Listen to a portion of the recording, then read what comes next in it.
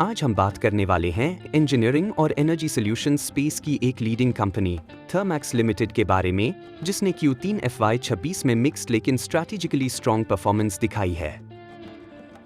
इस क्वार्टर में मैनेजमेंट का क्लियर मैसेज था कि परफॉर्मेंस ओके रही है, लेकिन कंपनी का फोकस अब future growth, order book quality और मार्जिन इंप्रूवमेंट पर है। सबसे पहले अगर हम ऑर्डर्स और पाइपलाइन की बात करें तो मैनेजमेंट काफी बुलिश है। Q2 और Q3 दोनों में स्ट्रॉन्ग ऑर्डर मोमेंटम देखने को मिला है और Q4 में भी डिसअपॉइंटमेंट की उम्मीद नहीं है। हालांकि डोमेस्टिक मार्केट में कुछ स्लो डाउन देखने को मिला है, खासकर एथेनॉल सेक्टर में, जहां प्रोजेक्ट्स डिले या स्टॉल हो रहे हैं।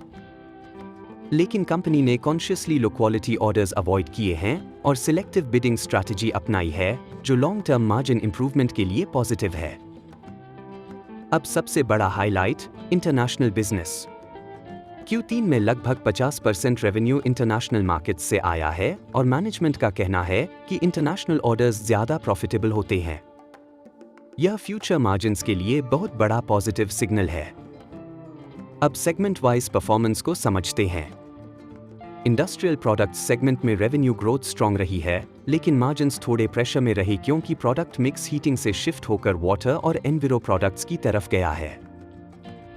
मैनेजमेंट का कहना है कि Q4 में रेवेन्यू पिकअप के साथ मार्जिन्स भी इंप्रूव होंगे। अब सबसे interesting opportunity data centre segment. Company ने कूलिंग सॉल्यूशंस के लिए इंडिया और US दोनों में ऑर्डर्स जीते हैं और मैनेजमेंट का कहना है कि यह सेगमेंट फ्यूचर में बहुत बड़ा ग्रोथ ड्राइवर बन सकता है। हालांकि अभी डिटेल्स डिस्क्लोज नहीं की गई हैं क्योंकि कंपनी इस कॉम्पिटिटिव एडवांटेज को प्रोटेक्ट करना चाहती है। अब केमिकल्स सेगमेंट की बात करें, जहां बिगेस्ट वीकनेस दिखी है। कंपनी का PBT पिछले साल से 48 करोड़ रुपए कम है और इसका मुख्य कारण है न्यू कैपेसिटी से डिप्रिशिएशन और fixed cost increase, growth investments, base cost increase. लेकिन मैनेजमेंट का कहना है कि Q4 से रिकवरी शुरू होगी और अगले 12-18 महीने में मार्जिन्स डबल डिजिट तक वापस आ सकते हैं। अब इंडस्ट्रियल इंफ्रा सेगमेंट की बात करें। यह सेगमेंट स्टेबलाइज हो रहा है और मैनेजमेंट कॉन्फिडेंट है कि मार्जिन्स धीरे धीरे इंप्रूव होंगे, खासकर जैसे लेगेसी लॉस मेकिंग प्रोजेक्ट्स खत्म होंगे। अब ग्रीन एनर्जी और फ्यूचर बिजनेस की बात करें। कंपनी हाइड्रोजन, कार्बन कैप्चर और ग्रीन सॉल्यूशंस में अग्रेसिवली इन्वेस्ट कर रही है। कार्बन कैप्चर अपॉर्चुनिटी को लेकर मैनेजमेंट काफी एक्साइटेड है और इसे लॉन्ग टर्म ग्रोथ ड्राइवर मानती है।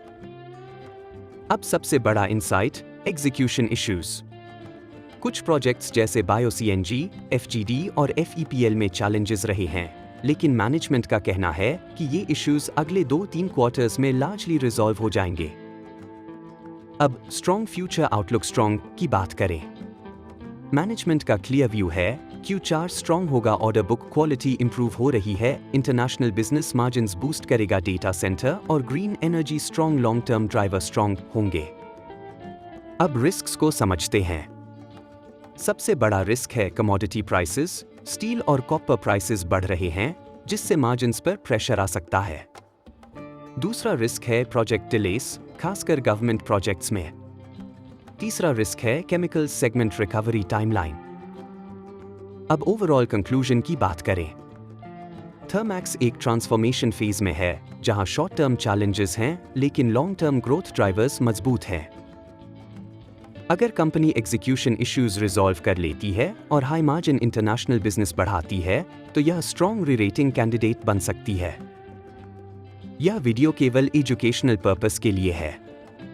निवेश से पहले अपने SBI रजिस्टर्ड एडवाइजर से सलाह जरूर लें।